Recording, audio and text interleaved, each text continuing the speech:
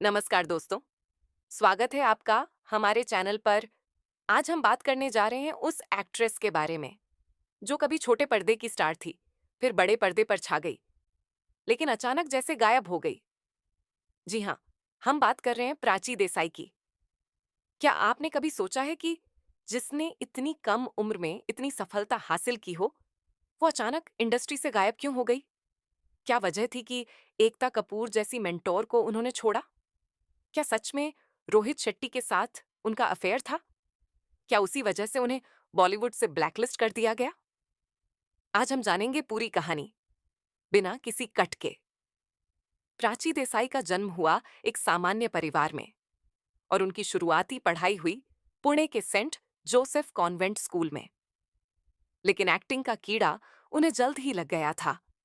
जब वो 12th class में थीं, तभी उन्होंने एक एक्टिंग वर्कशॉप ज्वाइन की, जो कि 18 देशों के एक्टर्स के साथ था। उसी दौरान उन्होंने महसूस किया कि उनका असली जुनून क्या है। 12th की पढ़ाई अधूरी छोड़कर प्राची पहुंच गई मुंबई, सपनों की नगरी, जहां उन्हें मिला पहला बड़ा ब्रेक, एकता कपूर का मशहूर टीवी शो कसम से। इस शो में उन्होंने बानी का किरदार निभाया, जो राम कपूर के ऑपोजिट था। कम उम्र में भी प्राची ने ऐसा परफॉर्मेंस दिया कि दर्शक हैरान रह गए। उनकी मासूमियत और मैच्योर एक्टिंग ने उन्हें हाउस होल्ड नेम बना दिया। पर यही शो जो उन्हें स्टार बना रहा था, उसे उन्होंने 2 साल बाद अचानक छोड़ दिया, क्योंकि अब उनका अगला लक्ष्य था बॉलीवुड। प्राची को बॉलीवुड में लाने का क्रेडिट भी एकता कपूर को ही जाता है। एकता और प्राची की दोस्ती उस दौर में इंडस्ट्री की सबसे खास मेंटर प्रोटेज जोड़ियों में गिनी जाती थी। एकता जहां जाती, वहां प्राची भी दिखती। और जब वक्त आया बड़े पर्दे पर उतरने का, तो एकता ने ही उन्हें रॉक ऑन जैसी फिल्म दिलवाई, जो उनके कजिन अभिषेक कपूर बना रहे थे। इस फिल्म में प्राची के साथ थे फरहान अख्तर और अर्जुन रामपाल।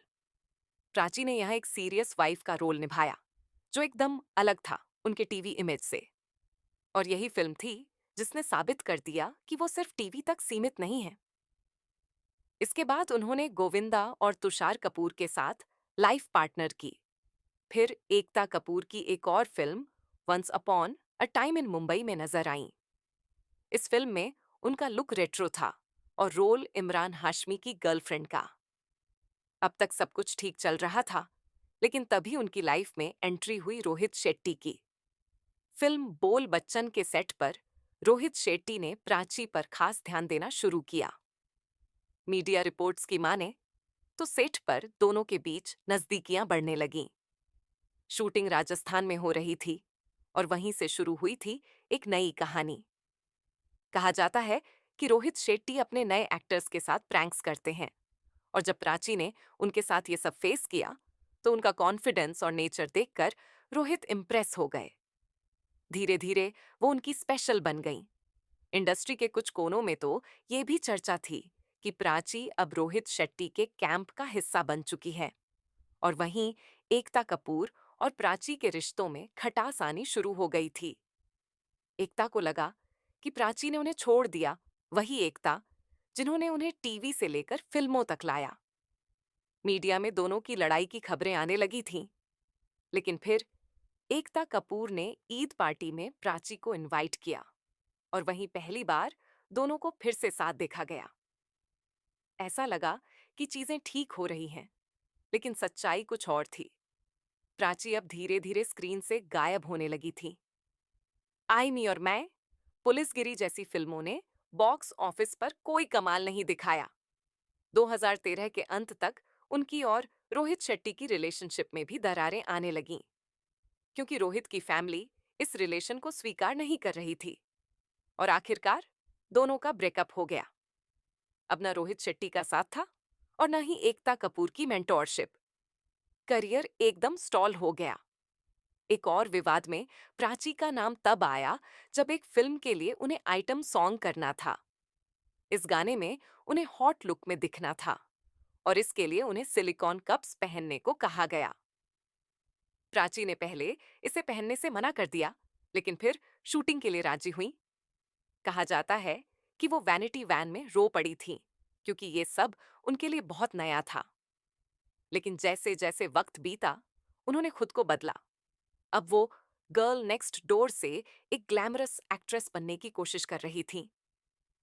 2016 में एकता कपूर की फिल्म अजहर में उन्हें एक और चांस मिला, लेकिन फिल्म फ्लॉप हो गई। इसके बाद रॉक ऑन 2 आई, लेकिन वो भी कुछ खास नहीं कर पाई। अब प्राची ने लगभग 5 से 6 साल के लिए फिल्म इंडस्ट्री से दूरी बना ली थी। जब वो कभी कभार दिखती भी, तो छोटे रोल्स या कम चर्चित प्रोजेक्ट्स में। कई रिपोर्ट्स का मानना है कि इंडस्ट्री में उन्हें ब्लैकलिस्ट कर दिया गया था, या तो एकता कपूर से दूरी की वजह से, या रोहित शेट्टी के साथ अफेयर, और फिर ब्रेकअप के कारण। क्योंकि एक समय तक, जब तक ये दोनों उनके साथ थे, उनका करियर ट्रैक पर था। तो दोस्तों, क्या आपको प्राची देसाई याद है? क्या आप मानते हैं कि प्राची को इंडस्ट्री ने गलत तरीके से बाहर कर दिया? क्या वो अब भी एक बड़ी वापसी कर सकती है? नीचे कमेंट करके बताइए कि आप प्राची देसाई को किस रोल में सबसे ज्यादा पसंद करते थे, बानी के रूप में, या रॉक ऑन वाली शांत और गंभीर प्राची। वीडियो पसंद आया हो तो लाइक जरूर करें, शेयर करें और चैनल को सब्सक्राइब करें, ताकि हम ऐसे ही अनकही कहानियां आपके सामने लाते रहें।